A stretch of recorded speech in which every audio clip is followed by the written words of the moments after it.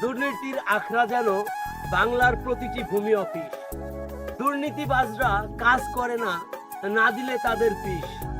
দেখবেন তাদের তালবাহানা, ভূমি অফিসে করতে গেলেই জমি খারিজ।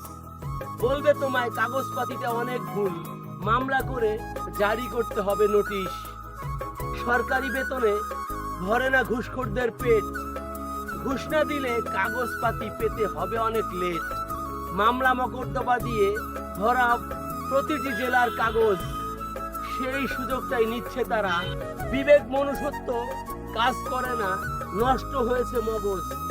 ভূমি অফিসের কর্তারা আজ দুর্নীতিতে সেরা। হারাম টাকায় আরাম নাই রে, দেখবেন তাদের জীবনটা অশান্তিতে ঘেরা। ঠিক বললাম তো?